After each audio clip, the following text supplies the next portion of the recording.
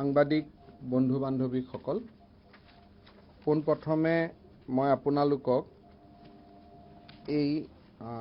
আমাৰ সংবাদমেলখনলৈ আদৰণি জনাইছোঁ। সংবাদমেলত ৰাজ্যিক স্বাস্থ্য মন্ত্ৰী পীযুষ হাজৰিকা, আমাৰ স্বাস্থ্য বিভাগৰ প্ৰধান সচিব সমীৰ সিনহা, সেৱাৰ অধ্যক্ষ ৰমেশ জৈন ডাঙৰীয়াকে আদি কৰি আমাৰ বিষয়াসকল উপস্থিত আছে। 22/4/2020 অৰ্থাৎ যোৱাকালি ৰাতি 12 বজালৈকে সমগ্ৰ বিশ্বত কৰোনাত আক্ৰান্ত লোকৰ সংখ্যা 25,65,299 লৈকে বৃদ্ধি হৈছিল। ইয়াৰ ভিতৰত প্ৰায় 7 লাখ লোক ইতিমধ্যে তেওঁলোকে সুস্থ হ'ব পাৰিছে আৰু 1,77,775 অৰ্থাৎ প্ৰায় 1,78,000 লোকে কৰোনাত আক্ৰান্ত হৈ মৃত্যুবৰণ কৰিছে। ভাৰতবৰ্ষ পৃথিৱীত অৰ্থাৎ বিশ্বত এই মৃত্যুৰ হাৰ 7%, অৰ্থাৎ 7% ডেথ ৰেট গোটেই পৃথিৱীত দেখা গৈছে, 7%। সেই একেই প্ৰেক্ষাপটত যদি আমি ভাৰতৰ দৃশ্যপটলৈকে চাওঁ, তেতিয়াহ'লে ভাৰতবৰ্ষত আজিৰ দিনটোত অৱশ্যে অলপ আগতে এই গোটেই ষ্টেটিষ্টিক্সটো কিছু পৰিৱৰ্তন হৈছে। ভাৰতবৰ্ষত আজিৰ দিনটোত 20,333 জন লোক এই মুহূৰ্তলৈকে কৰোনাত আক্ৰান্ত হৈছে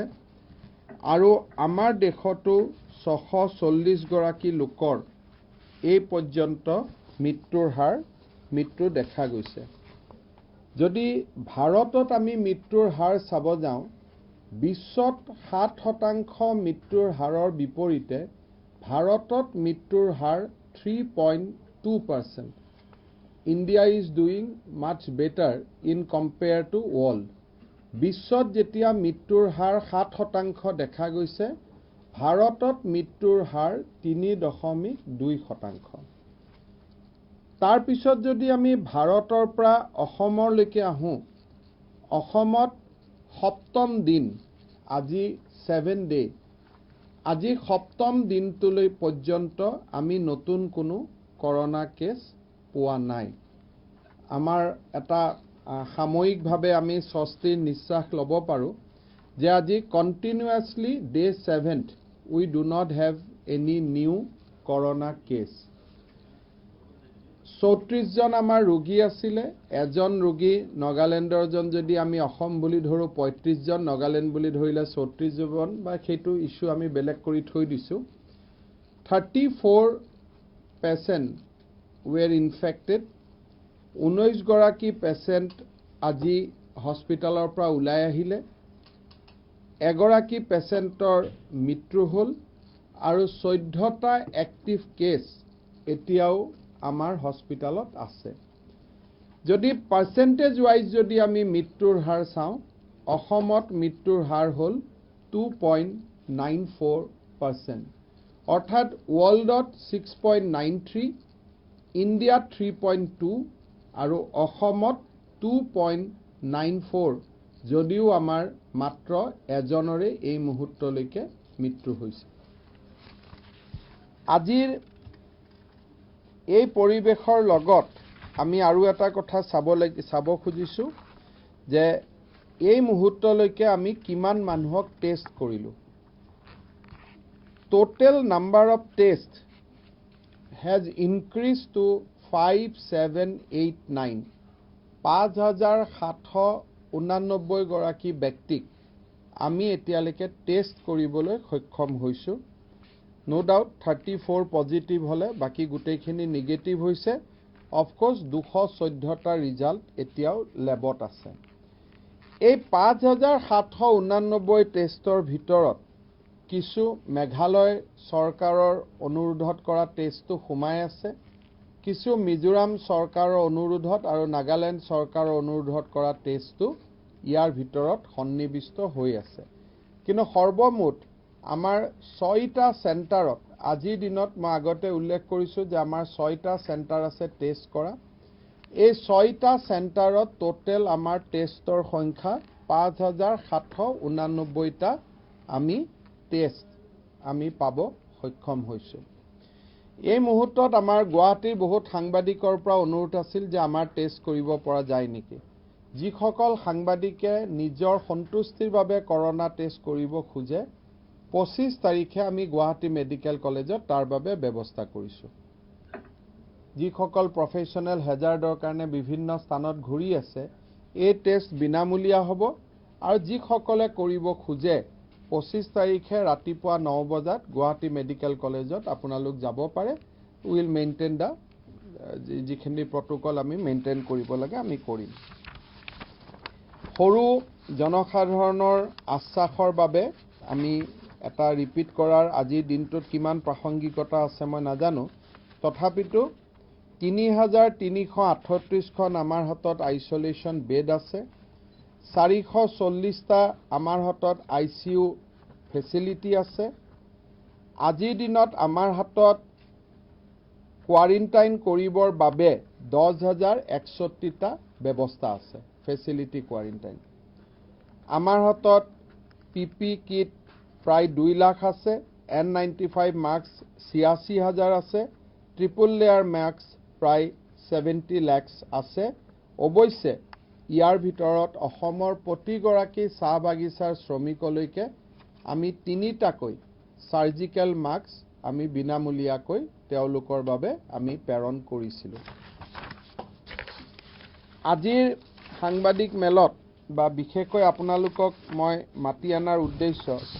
3টা সৰু সৰু বা অলমান ৰাইজৰ কাৰণে প্ৰয়োজনীয় ঘোষণা আছে প্ৰথম এটা শিক্ষা বিভাগৰ এটা সৰু ঘোষণা আছে অসমৰ মাননীয় মুখ্যমন্ত্ৰী ডাঙৰীয়াৰ অনুমোদন ক্ৰমে আৰু শিক্ষাবিদসকলৰ লগত বিভিন্ন ধৰণে আলোচনা কৰাৰ পিছত আজি আমাৰ শিক্ষা বিভাগে এটা নিৰ্দেশ জাৰি কৰিছে যে মাৰ্চ মাহৰ যি প্ৰাইভেট স্কুলৰ ফিজ আছিল হি 50% সংগ্ৰহ কৰিব পাৰিব থ্ৰু আউট মানে মাৰ্চৰ ফিজটো আমি এপ্ৰিলত লওঁ মিনিং একেটাই গতিকে যেটো এপ্ৰিলত যেটো কালেকশন কৰো ফিজ অফ মাৰ্চ অৰ বা এপ্ৰিলতে আমি লওঁ যেটোৱে হওক সো এপ্ৰিলৰ যেটো আমি ফিজ লওঁ that can be collected only 50% across the board up to class 12 private governmentতো আমাৰ ফিজ নাই সো all private school ব্যক্তিগত খণ্ডৰ সকলো শিক্ষানুষ্ঠানে এপ্ৰিল মাহত যেটো ফিজ সংগ্ৰহ কৰে সেইটো 50% ল'ব পাৰিব যদি কোনোবাই ফিজ অলৰেডি লৈছে সেইটো মেট এডজাস্ট কৰিব লাগিব if somebody has already collected the fees তেতিয়াহলে it has to be adjusted in the month of May second চৰকাৰৰ আগতীয়া অনুমোদন নোহোৱাকৈ কোনো স্কুলে ফিজ বঢ়াব নোৱাৰিব আৰু এই নটিফিকেশন কেতিয়ালৈকে কাৰ্যৰত হৈ থাকিব যেতিয়ালৈকে কৰোনা থাকিব যোনদিনাখন কৰোনা পেণ্ডেমিক উঠি যাব তেতিয়া কথাটো বেলেগ হ'ব বাট as long as corona pandemic continues no school should be allowed to increase fees without prior approval of the government আৰু গভৰ্ণমেণ্টেও এপ্ৰুভেল দিয়াৰ বৰ্তমান কোনো প্ৰশ্ন নুঠে সো দুটা ঘোষণা হল যে এটা মাৰ্চ মাহৰ ফিজ এপ্ৰিলত লক বা এপ্ৰিল মাহৰ ফিজ এপ্ৰিলতে lock in both the situation private school অন্তত 50% ফিজতকৈ বেছি ল'ব নোৱাৰিব কোনোবাই যদি আৰু কনসেশন দিয়ে it is up to them আৰু ফিজ বঢ়াব নোৱাৰিব anybody violate this instruction disaster management actor অধীনত will close down that school কলো নহয় যে যি ল'ব লগা আছিল আধা ল'ব সকলো মাৰ্চ মাহৰটো বা এপ্ৰিল মাহৰটো আৰু নতুন ফিজ ল'ব নোৱাৰিব আৰু ইয়াতে আমি বিভিন্ন ধৰণৰ ফিজত যোৱা নাই লামসামৰ 50% কাৰণ নহলে গন্তি কৰি কোনোবা ইটো বুলি ল'ব হিটো বুলি ল'ব হিডেন ফিজ ল'ব so total ফিজৰ 50% at the same time no private school will cut salary of teachers and their staff যদি শিক্ষক আৰু কৰ্মচাৰী দৰমহা বুলা চৰকাৰে আমাক 50% ফিজ কমাই ল'ব দিছে কাৰণে তোমালোকৰ দৰমহা কাটিছো সেইটো মানি ল'ব যাব পৰা যোৱা নহব শংকৰদেৱ শিশু নিকেতনৰ দৰে শৈক্ষিক প্ৰতিষ্ঠানসমূহে ইতিমধ্যে মই ব্যক্তিগতভাৱে আলোচনা কৰোতে এই সিদ্ধান্তক তেওঁলোকে আদৰণি জনাইছে আৰু গুৱাহাটীৰ মোষ্ট অফ দা স্কুলৰ লগত আমাৰ এডুকেশ্যন ডিপাৰ্টমেন্টৰ যিখন ফিজ কমিটি ৰমেশ জৈনৰ অধ্যক্ষতাত আছিলে তেওঁলোকে আলোচনা কৰোতে মোৰ অৰ লেছ এভৰিবডি হেজ এগ্ৰিড কোনোবাই কৈছে যে আমাৰ স্কুলতটো ধনী মানুহে পঢ়ে এনেকুৱা যুক্তি দিছিলে বাট আমি কৈছো যে এই মুহূৰ্তত ধনী দুখীয়া চোৱাৰ সময় নহয় ক্ৰাইসিছে সকলোৰে জীৱনত কিবা নহয় কিবা ধৰণে এফেক্ট কৰিছে so it is a token of goodwill এই সিদ্ধান্তটো এক্ৰছ দা বোৰ্ড সকলোৱে মানিব লাগিব দ্বিতীয়তে আপোনালোকে জানে যে আমি যোৱা কিছু দিনত বিভিন্ন বিত্তীয় সাহায্যৰ কাৰ্যসূচী হাতত লৈছিলো ইয়াৰ ভিতৰত মই এটা স্ন্যাপশ্বট আপোনালোকক দিব খুজিছো ভাৰতৰ বাহিৰত থকা 34 জন ব্যক্তিলৈ আমি $1000 সাহায্য আগবঢ়াইছো তাৰ বাবে চৰকাৰৰ ৰাজহ 25,76,490 টকা ইতিমধ্যে ব্যয় হৈছে দুই এটা এপ্লিকেশন মাঝে মাঝে আহি আছে so $1,000 we have transferred second $1,000 will transfer on 25th 26 like that 34 ৰাজ্য চৰকাৰে যিসকল বেমাৰত আক্ৰান্ত লোকলৈকে সাহায্য পঠোৱাৰ সিদ্ধান্ত লৈছিল অসমৰ বাহিৰত আবদ্ধ হৈ থকা এতিয়ালৈকে 717 গৰাকী ব্যক্তিয়ে ক্যান্সাৰ লিভাৰ বান বিভিন্ন ৰোগত আক্ৰান্ত 717 গৰাকী ব্যক্তিক আমি সাহায্য আগবঢ়াইছো 1,80,00,000 টকা এই কামত ইতিমধ্যে ব্যয় কৰা হৈছে ফাৰ্স্ট 34 বেনিফিচিয়াৰী 25.76 লাখ rupees 717 জন ক্যান্সাৰ কিডনি লিভাৰ ৰোগত আক্ৰান্ত ৰোগী বাহিৰত আবদ্ধ হৈ আছে তেওঁলোকলৈকে 717 গৰাকী কোনোবাই যদি এতিয়াও এই সাহায্য পোৱা নাই তেওঁলোকে আমাৰ নিৰ্দিষ্ট নম্বৰত এতিয়াও টেলিফোন কৰিব পাৰিব 104 নম্বৰটো দিব পাৰিব NHM লৈকে টুইটো কৰিব পাৰিব আমি ৰাস্তাটো বন্ধ কৰি দিয়া নাই দ্বিতীয়তে আমাৰ আটাইতকৈ যিটো কাৰ্যসূচী আমি আৰম্ভ কৰিছিলো সেইটো হল যে অসমৰ বাহিৰত থকা লোকসকলৰ বেংক একাউণ্টলৈকে অন্তত 2000 টকা পঠোৱাৰ যিটো সাহায্য আঁচনি আমি হাতত লৈছিলো আজিৰ মুহূৰ্তত মই অতি গৌৰৱেৰে সৈতে জনাব খুজিছো যে 1,02,272 গৰাকী ব্যক্তিৰ একাউণ্টত এই পুঁজি জমা হৈছে basically you can say 1,02,000 so 1,02,000 ব্যক্তিৰ একাউণ্টত এই টকা জমা হৈছে আৰু 20,45,00,000 টকা চৰকাৰে ইতিমধ্যে ব্যয় কৰিছে মই আগতে কোৱা মতে আমাৰ টাৰ্গেট অডিয়েন্স ইজ 4 lakhs কিন্তু প্ৰায় সকলে বেংক একাউণ্ট নম্বৰ দিব পৰা নাই কোনোবা নিজৰ নাম আৰু বেংক একাউণ্ট বেলেগ দেখা গৈছে আৰু আমি যেতিয়া PMFS একাউণ্টৰ থ্ৰুদি ট্ৰান্সফাৰ কৰো মোৰ নাম হিমন্ত বিশ্ব শৰ্মা আৰু বেংক একাউণ্টটো একে হ'ব লাগিব কোনোবাই লগৰ বন্ধুৰ বেংক একাউণ্টটো দি পঠাইছে সেইটো ট্ৰান্সফাৰ নহয় সেইটো ক্যাপচাৰ নকৰে গতিকে এই দিশত মই সজাগ থাকি যিসকলকে আমি সুধৰণিৰ বাবে আৰু লিংকটো পঠিয়াম তেওঁলোকে যাতে সদাশয় ব্যক্তিসকলে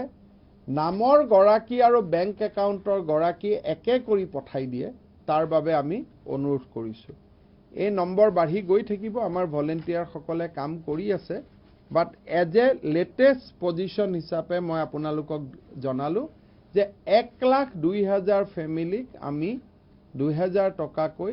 এখিনি একেবাৰে ট্ৰান্সফাৰ তেওঁলোকৰ একাউণ্টত টকা সোমাই গৈছে দিস ইজ দা নাম্বাৰ আৰু আমাৰ আৰু প্ৰচেষ্টা চলি আছে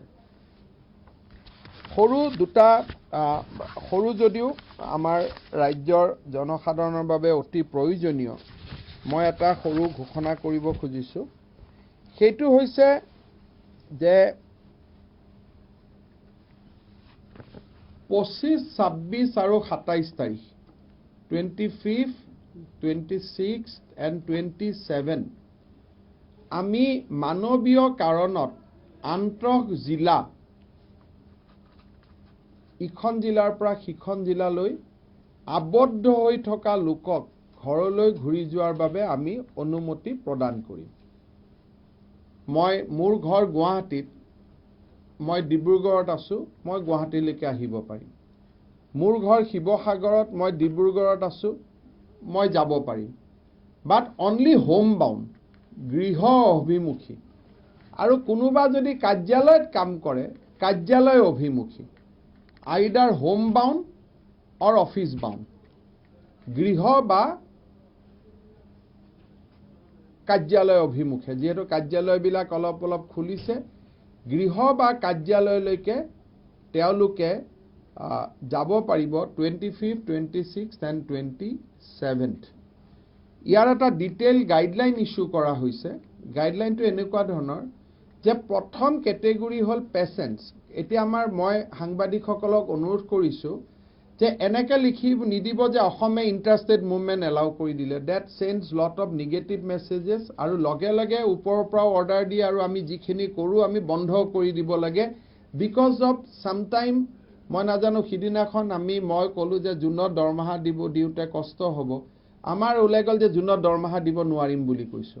সো এইখিনি ইমান ক্ৰিটিক্যাল সময় আই থিংক মই কব মোৰ অধিকাৰ নাই but let us avoid certain things which need to be avoided কাৰণ মানুহ পেনিক হয়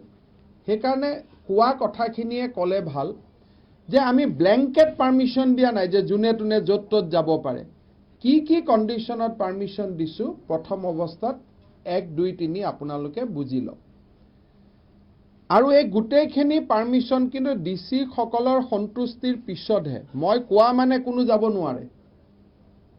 সো মই কৈ দিলো গটিকে হিমন্ত বিশ্ব শৰ্মাই প্ৰেছ কনফাৰেন্সত কৈছে গটিকে আমি গুছি গলো নো নাম্বাৰ 1 কাৰোবাৰ যদি যেহেতু 24 তাৰিখৰ পৰা অসমৰ মেডিকেল কলেজসমূহ খুলি যাব হস্পিটালসমূহ খুলি যাব গটিকে কোনোবাই ডেফিনেটলি মেডিকেলত দেখুৱাব আহিব লাগিব কোনোবা পেশেন্ট হিচাপে আহিব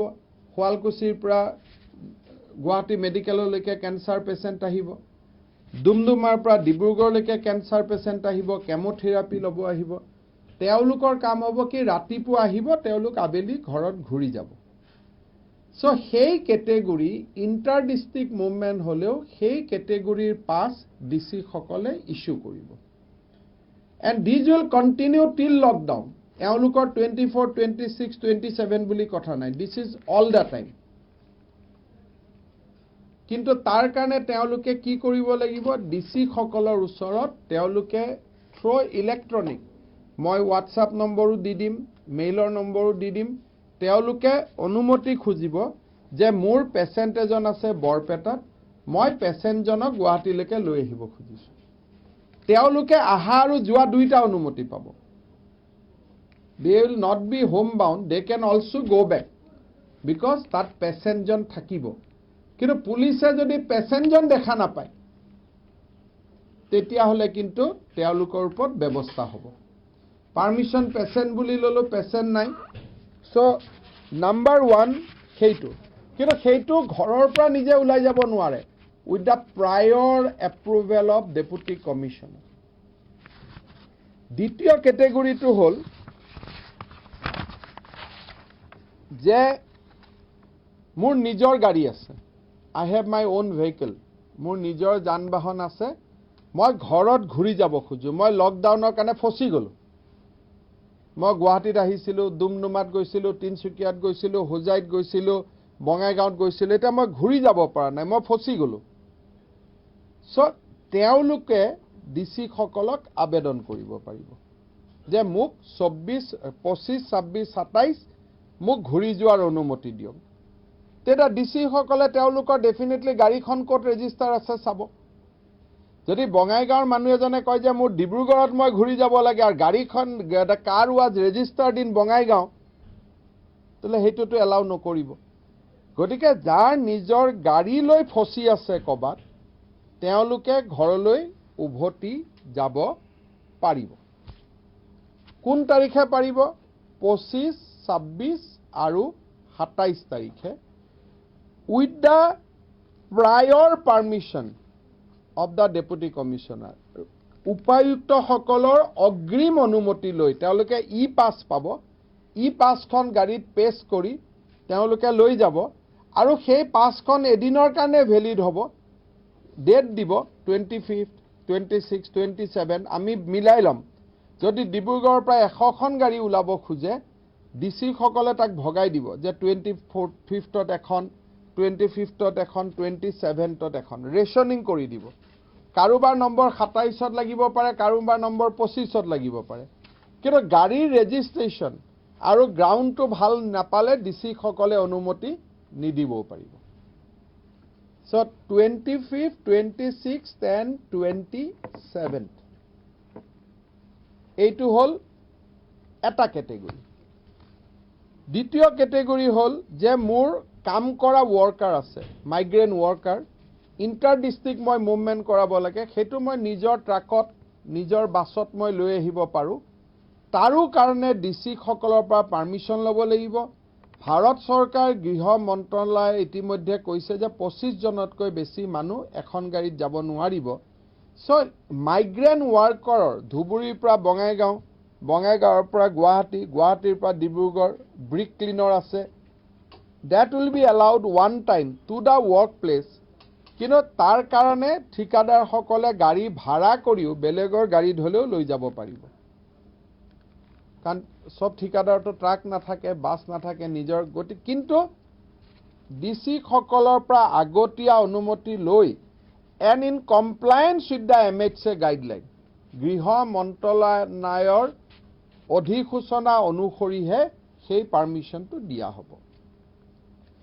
ফাইনেলি হ'ল মোৰতো নিজৰ গাড়ীও নাই, মোৰ পেচেণ্টটো নাই, মই কেনেকৈ ঘূৰি যাম? তো 25, 26, 27 ASTC will ply in certain designated road, যে গুৱাহাটীৰ পৰা তিনচুকীয়াত যাব, তিনিচুকীয়াৰ পৰা নেক্সট দিনা গুৱাহাটীত ঘূৰি আহিব। কেইটামান ডেজিগনেটেড ৰোডত ASTC ঘূৰিব। যিসকলে অসম ৰাজ্যিক পৰিবহণ নিগমৰ ব্যৱস্থাৰ থ্ৰুদি ঘৰলৈকে ঘূৰি যাব খোজে, তেওঁলোকে এই মুহূৰ্তৰ পৰা 104 নম্বৰত ফোন কৰিব পাৰিব। নিজৰ যাৰ গাড়ী আছে তেওঁলোকে ডিসিক আবেদন কৰিব। পেচেণ্ট আছে, পেচেণ্ট সকলে ডিসিৰ লগততো হেতুৰ কোনো সময় নাই, it can come any time, 12টা বজাতো, ৰাতি 2টা বজাতো, ডিপেণ্ডিং কাৰ্ডিয়াক এৰেষ্ট হৈ গ'ল, যাব পাৰিব। কিন্তু যাৰ ষ্টুডেণ্ট সকল আবদ্ধ হৈছে, যেনে মই কেইদিনমান আগতে পাইছোঁ ডিমা হাছাউৰিয়াত 77 গৰাকী ষ্টুডেণ্ট গুৱাহাটীত বন্ধ হৈ আছে, পেয়িঙত আছে, ভাড়া ঘৰত কিমান পইচা দিব পৰা নাই, সমস্যা আছে, বা কিছুমান এনেই আহিছিল ফুৰিব আহোঁতে ৰখি গ'ল। 104 নম্বৰত তেওঁলোকে এতিয়া ফোন কৰিব যে মোৰ ইমানজন মানুহ আছে, মই ইমানজন আছে। এই ডেটাখিনি 104ৰ পৰা আমি ASTCক দি দিম। ASTCয়ে তেখেতসকলক ফোন কৰি জনাব যে আমি 26 তাৰিখে হাফলঙত যাম, আপোনালোক পল্টন বজাৰলৈকে আহিব বা চানমাৰীলৈকে আহিব, গুৱাহাটীলৈকে আহিব। এটা যিমান পাৰোঁ, কিমান সকলোৱে এই সুবিধা নাপাব, কাৰণ যিমান মানুহে আবেদন কৰিব তাৰ ভিতৰত আমি 25, 26, 27 ইমানটো ASTCৰ গাড়ীও নাই কিন্তু to the extent possible case to case ছাত্ৰ হলে অগ্ৰাধিকাৰ দিয়া হ'ব মহিলা হলে অগ্ৰাধিকাৰ দিয়া হ'ব কেছ টু কেছ বেচিছ 25, 26 আৰু 27ত আমি তেওঁলোকক লৈ যাম আজি গধূলি 8টা বজাত আমি জিলা উপায়ুক্তসকলৰ লগত ভিডিঅ' কনফাৰেন্স আছে তাত আমি গাইডলাইনখিনি বুজাই দিম আৰু আপোনালোকৰ ওচৰত আমি এখন প্ৰত্যেকজন ডিচিৰ বাবে ক'ত আবেদন কৰিব লাগিব সেই নম্বৰবিলাক আমি দিছো সবতে আমাৰ কোনোবা বিশ্বনাথৰ ৱেব নম্বৰ বেলেগ বঙাইগাঁও তেনেকে বঙাইগাঁৱত covid19.assam.gov ইনত এপ্লাই কৰিব দৰঙত আকৌ eservice.assam.gov.in তাতে এপ্লাই কৰিব ধুবুৰীত epassdhuburi.in গতিকে এই নম্বৰ কেইটা টিভিৰ স্ক্ৰলত আপোনালোকে প্ৰত্যেকখন জিলাৰ বাবে আপোনালোকে দিব লাগিব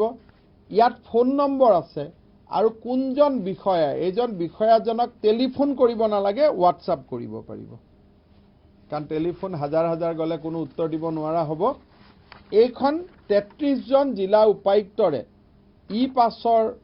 ব্যৱস্থা তেওঁলোকৰ telephone number basically WhatsApp number আমি আপোনালোকক দিছো সংবাদ মাধ্যমৰ যোগে বহুল প্ৰচাৰ হলে এইখিনি হল যাৰ নিজৰ গাড়ী আছে কিন্তু ASTCত যাবৰ কাৰণে জিলা উপায়ুক্তসকলক ক'ব নালাগে যাৰ গাড়ী মটৰ নিজৰ একো নাই বা প্ৰশ্নও নুঠে যেনেকৈ আহিলে তেনেকৈ ঘূৰি যাব লাগে গাড়ী ঘৰত থাকিলেও তো এটা পিকআপ কৰিব নোৱাৰে তেওঁলোকে 104 নম্বৰত এই মুহূৰ্তৰ পৰা ফোন কৰক ফোন আহিলে নেকি অলৰেডি কিমান আহিলে নাই এতিয়া আহিলে নেকি এতিয়া 25 গৰাকী আহিলে তো তেনেকে আহিয়ে থাকা বিলাক নহয় যেটো আমাৰ ফৰমেটত আহিব হেতুৱে ক্যাপচাৰ কৰিব দেই সো যিখিনি এই 104ত ফোন কৰিব যাৰ গাড়ী মটৰ একো নাই তেওঁলোকৰ কাৰণে আমি ট্ৰান্সপোৰ্টৰ ব্যৱস্থা কৰিম 25, 26, 27 কিন্তু সকলো নোৱাৰিব পাৰো কাৰণ ASTCৰ বাস কেখন আছে যদি 10000 এপ্লিকেশন আহেটো সম্ভৱ নহব তাৰ ভিতৰত এল্ডাৰ জেনাৰেশন বয়োজ্যেষ্ঠ ষ্টুডেন্ট আমি এটা ক্যাটেগৰি কৰি লৈ যাবৰ কাৰণে চেষ্টা কৰিম সো এইখিনি মোৰ ফালৰ পৰা ক'বলগীয়া আছিল আজি ইম্পৰ্টেন্ট এটো এনাউন্সমেন্ট আছিল বহুত কথা ক'লে আমি আনিব নোৱাৰিম হেকাৰণে মই থুলমূল কৰি এই কথাখিনি কৈছো যদি আপোনালোকৰ কিবা ক্লাৰিফিকেশন আছে আপোনালোকে ক'ব পাৰে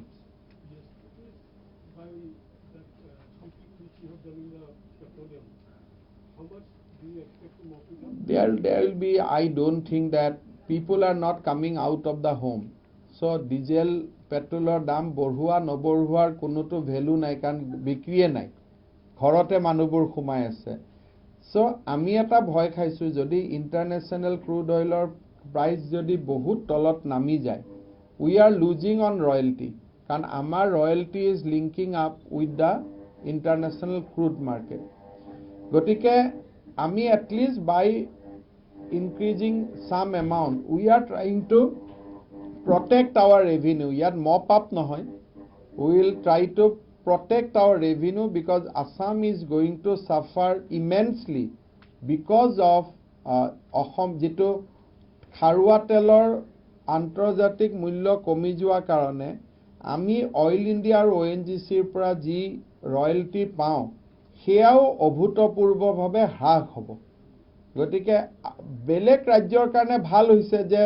পেট্ৰলৰ দাম কমিছে so consumer will be benefited but here we will be doubly hit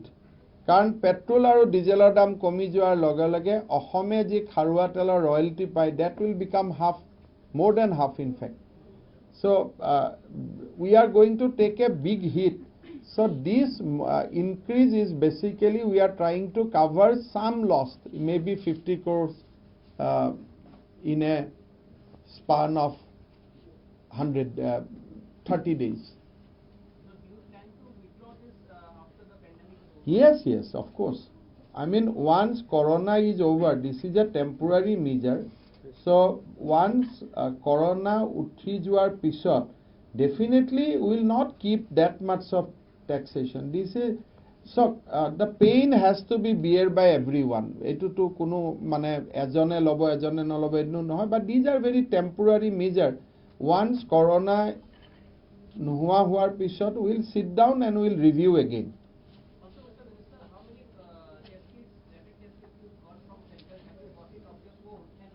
We have ordered 1 lakh test kit. We have not taken possession of it. 9,600 rapid test kit has been supplied by Government of India. We have not received any official communication, but based on the news published in the various newspaper, we are keeping it on hold. But I think by day after tomorrow or tomorrow we'll get some advisory.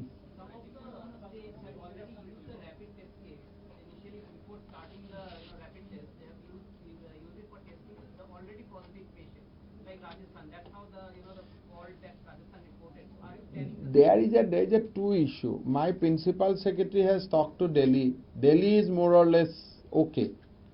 Now Rajasthan got less positive than what was expected. Now question is that anyway you will not take any decision on the basis of rapid test kit. Ultimately it has to be ratified by PCR. I think this is a process. Somewhere you have to give comfort level to the doctors. Otherwise, normal health service will not be resumed. I think ICMR will take note of everything. We are ready, but we have asked our supplier not to supply it till things are cleared by ICMR, so that state is not paying. Ahomor jate kono rajok hati nohoy. We are keeping hold everything. But 1 lakh test kit is about to be delivered. Aji jodi ICMR clear kori dia, kali ami pai jam. It is already in Delhi, but in the supplier position, not in our position. Heitu june amak apply koribo, teolukok ami telephone janai dim. Se mur ghor Ganeshguri. Ganeshguri leke to moi ahibo noarim. Ganeshguri pa ISBT moi keneke jam. Gotike rajyik poribohon nigome phone koribo je apuni omuk jagat thiyo hoi thakibo. Ami school bus type uthai loi jam. Inter-district movement bila ha inter-district movement bila red zone karone applicable nohobo red zone district. There is in Assam, I think deputy commissioners on their wisdom they will decide ka red zone to DC office khulise konoba jodi DC officer deputy secretary eta ahibo lage, he has to come. So it will be decided by the deputy commissioner on the basis of individual merits. So government has said that you can allow on the after assessing each and every case very carefully what is the circumstances necessary for the travel. So deputy commissioner will examine each and every application very closely, and thereafter if it is found genuine and in consonance with the Government of India advisory, then DCs will allow.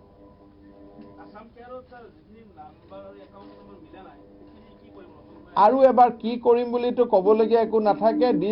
আমাৰ 700 volunteer আছে, তেওঁলোকে telephone কৰি থাকিব, কিন্তু দিনততো 10টাতকৈ বেছি phone কৰিব নোৱাৰে। গতিকে আপোনালোকৰ জৰিয়তে মই আবেদন কৰিছোঁ যাতে তেওঁলোকে শুদ্ধ কৰি আৰু এবাৰ পঠাই দিয়ে। এতিয়াতো তেওঁলোকৰ লগত কথা পতাৰ মোৰ মাধ্যম একো নাই, ফেচবুক টুইটাৰ বা আপোনালোকক বাদ দি। গতিকে আপোনালোকৰ জৰিয়তে মই অনুৰোধ কৰিছোঁ যে যোনে বেলেগৰ একাউণ্ট নম্বৰ পঠাই দিছে তেওঁলোকে যাতে লিংকটো আৰু এবাৰ ফিল আপ কৰি নিজৰ একাউণ্ট নম্বৰটো পঠাই দিয়ে।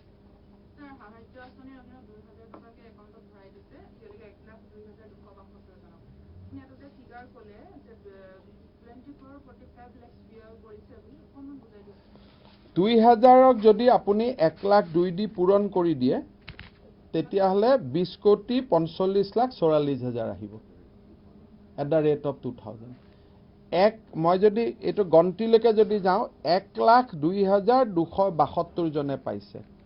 গতিকে 1,02,272ক যদি 2,000 দি পূৰণ কৰে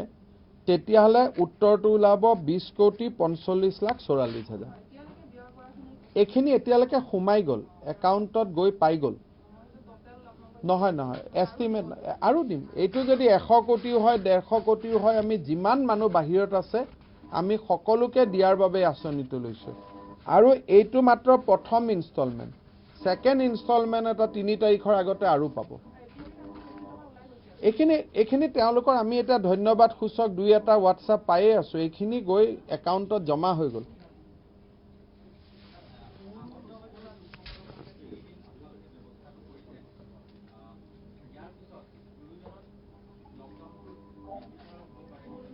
এতিয়া লকডাউন বৃদ্ধি কৰা সিদ্ধান্ত ভাৰত চৰকাৰে ল'ব আমি আশা কৰিছো যে 1 তাৰিখলৈকে অসমত হস্পিটালত কেছ থাকিব নালাগে 1 তাৰিখলৈকে ভগৱানে কৰিলে যদি আমি আৰু নতুন কেছ দেখা নাপাওঁ তেতিয়ালে অসমৰ ক্ষেত্ৰত দৃষ্টিভংগীটো নিশ্চয় সুকিয়া হ'ব কিন্তু এইকেদিন যে মানুহ কাৰ্যালয় ওলাইছে যিটো ধৰণে কিছু ব্যক্তি আকৌ সোশ্যাল ডিস্টেন্সিং নামানাকৈ ঘূৰি ফুৰিছে the result may be negative also আজি কেৰালাটো যোৱাকালি আকৌ 19টা পাই গ'ল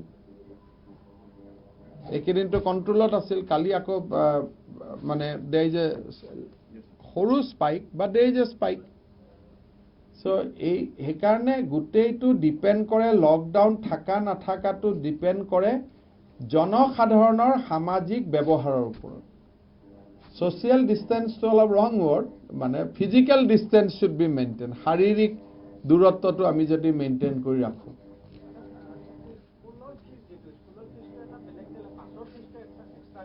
আমি থুলমূল ফিছৰ 50% কৈছো মানে মই কলো ন এটা ইনক্লুড কৰিবৰ কাৰণে তেওঁলোকেতো মোৰ কথা শুনি আছে গতিকে সৰ্বমুঠ ফিজৰ 0.5% ল'ব গেম ফিজ বুলি ল'ব পাৰে স্পৰ্টছ ফিজ বুলি ল'ব পাৰে ইলেক্ট্ৰিচিটি ফিজ বুলি ল'ব পাৰে বাছ বুলি ল'ব পাৰে টিউশন ফিজ ল'ব পাৰে গুটেইখিনি যোগ কৰি যদি 10,000 হ'ল তেওঁলোকে 5,000 ল'ব আৰু সকলোৱে এই সময়ত সহযোগিতা কৰিব কোনেও খেলিমেলি নকৰে আৰু মোৰ বিশ্বাস আছে আৰু প্ৰায়বোৰ স্কুলে আনকি আমাক আহি আৰোগ্য নিধিৰ ডনেশ্যনো দিছে তেওঁলোকে দুইটা কামেই কৰিছে কিন্তু তথাপিতো মোৰ বিশ্বাস যে আজি দিনটোত সকলোৱে সহযোগিতা কৰিব এইটোলৈ আমি ইমান মই ভাবো আমি কৈ দিলো এইটোৱে যথেষ্ট আৰু বহুত বেছি আপোনালোকে অহাকালিৰ পৰা খবৰে পাব যে সবে কৰিছে টিচাৰ আৰু এমপ্লয়িজৰ স্যালাৰি কিন্তু কাটিব নোৱাৰিব একাডেমিক ক্যালেন্ডাৰ কিবা আমি কালি আমি এটা হিসাব কৰিছিলো কালি আমি এডুকেশন ডিপাৰ্টমেন্ট বহিছিলো যদি মেৰ 30 লৈকে লকডাউন চলে total loss will be 52 days these 52 days can be managed by opening on Saturday শনিবাৰে স্কুলত গৈ প্ৰয়োজন সাপেক্ষে ৰবিবাৰেও স্কুলত গৈ আৰু ডিক্লেয়াৰ্ড হলিডেজ বিলাক যদি আমি ওয়েভ কৰো পূজা বুলি মাত্ৰ 3 দিনত ৰাখি দিও বা ঈদ বুলি এদিনত যত 2 দিন 4 দিন আছে আমি যদি কমাই দিও তেতিয়ালে মে 30 তাৰিখলৈকে আমাৰ অসুবিধা নহয় আমি 52 ডেজত আমি মেনেজ কৰিব পাৰিম বুলি আমাৰ বিশেষজ্ঞসকলে কৈছে চাৰিটা আইডিয়া দিছে যে শনিবাৰটো পুৰা ক্লাছ হ'ব হাফ টু ফুল হ'ব ডিক্লেয়াৰ্ড হলিডে বিলাক নহব আৰু গৰম বন্ধও কমিব শিক্ষকসকলে বহুতখিনি স্যাক্ৰিফাইস কৰিব লাগিব যদি মই এটা জডিত কৈছো কাৰণ স্কুল খোলা নখোলা এই প্ৰশ্নবিলাক বহুতে কৰে এটোটো প্ৰশ্ন কৰিব লাগিব কৰোনা ভাইৰাছত প্ৰশ্নবিলাকটো মন্ত্ৰী কৰি লাভ নাই এই গুটে মেট খুলিব নখুলিব উত্তৰটো দিব লাগিব কৰোনা ভাইৰাছে উত্তৰটো আমি দিব নোৱাৰিম বা বিজ্ঞানী বা ডাক্তৰে ধৰি লৈছো মই ওয়াৰ্স সিনাৰিও যে মে লৈকে কোনো ভ্যাকচিন ঔষধ নাহিলে 31 মে লৈকে আমি চলি থাকিলো এনেকে তেতিয়া হলেও আমি শিক্ষা বৰ্ষটো বচাব পাৰিম কিন্তু মেৰ পিছলৈকে যদি এটো চলি থাকে তেতিয়ালে গাঁৱত যিসকল শিক্ষক আছে তেওঁলোকে সোশ্যাল ডিস্টেন্স মেইনটেইন কৰি 10টা লৰা ক্লাস কৰি শ্ৰেণী কৰি ৰেডিঅ'ত ক্লাস কৰি টিভিত ক্লাস কৰি হোৱাটছআপত কৰি আমি শিক্ষা বৰ্ষটো বচাবৰ কাৰণে চেষ্টা কৰিব লাগিব বাট দোজ উইল বি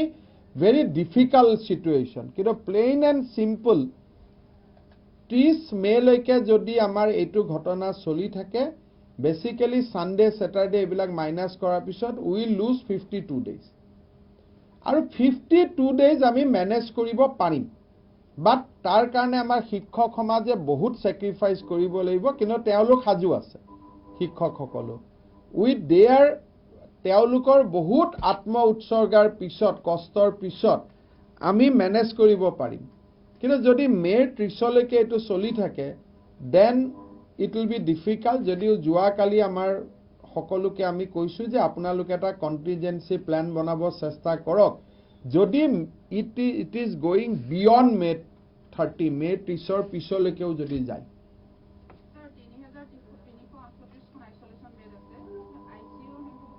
ক'লো নহয় মই আইচিইউৰ বেড 400 বুলি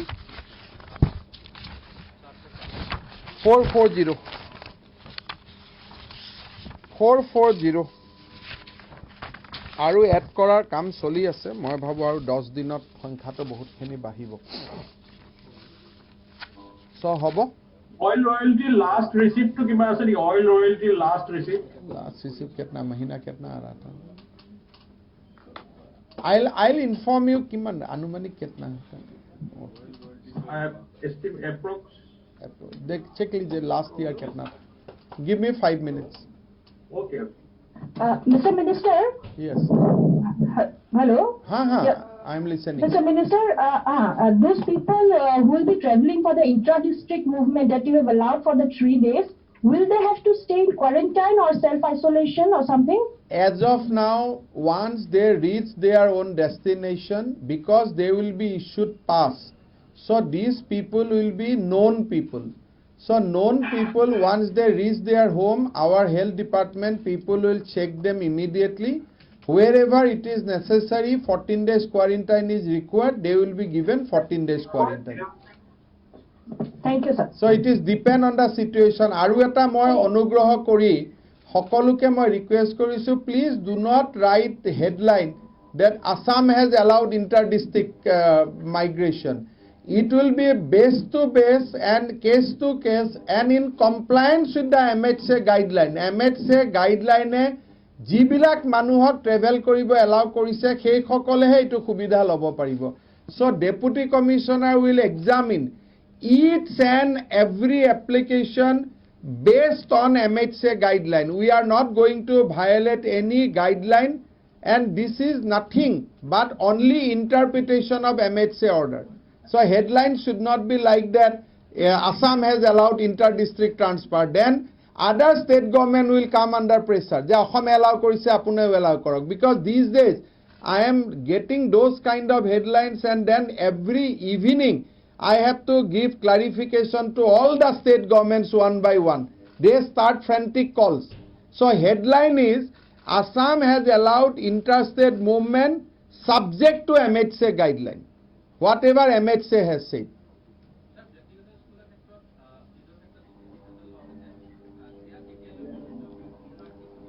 এক মাহৰ কাৰণে গৈছে এতিয়া মাৰ্চ বা এপ্ৰিলৰ ফিজটো মাৰ্চৰ ফিজটো এপ্ৰিলত ললে এপ্ৰিলৰ ফিজটো এপ্ৰিলত ললে সেইটো 50% হ'ব কিন্তু ফিজ বৃদ্ধি কৰিব নোৱাৰাৰ সিদ্ধান্তটো নেক্সট অৰ্ডাৰ নাহালৈকে প্ৰযোজ্য থাকিব ডিউৰিং দা কৰোনা পেণ্ডেমিক আমি দুটা কথা কৈছো one you cannot increase fees that will continue but 50% is only for 1 month on the last year fees you cannot increase fees on the whatever you collected last year you have to collect the same amount this time admission fees without March and April ek mah to bad di baki ji kore to amar kobologia nai hetu so this is a beginning because this is a very careful balancing act আমাৰ বহুত নিবনুৱা শিক্ষক শিক্ষয়িত্ৰী grade 4 grade 3 school বিলাকত কাম কৰে অদ্ভুত সিদ্ধান্ত এটা ললে স্কুল চলুৱা সকলে ফাৰ্স্ট ক্যাজুয়ালিটি কৰি দিব শিক্ষক শিক্ষয়িত্ৰী সকল and anyway we are releasing state government salary in full so these are percolation effects so state government or employees canik to ami salary katar kotha eta bhaba nai so when I am getting full I should also my private school teachers should also get full so this is the logic as of now but as situation developing bahute muk apuni to amuk tarikhe amuk koisil with the situation changing our decision also keep on changing amiu amar siddhanto bilak holoni kori asu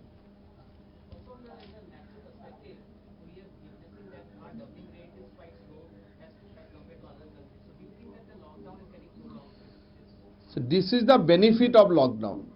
if we have seen that case is not doubling or doubling rate is slowed, this is primarily because that lockdown has been imposed. Once lockdown is withdrawn, we have to assess in that way. What will happen if we withdraw the lockdown? Then I think we'll get lot of answer on our own. ঠিক আছে, আর বহুত কথা লিখিলে main এখনি গুছি যাব। So যদি কিবা কি আছে হ্যাঁ, so monthly we get 166 crore last year. On a flat average, we got oil royalty last year 166 crore. We got नहीं हमारा monthly 166 ना, उसमें वो वाला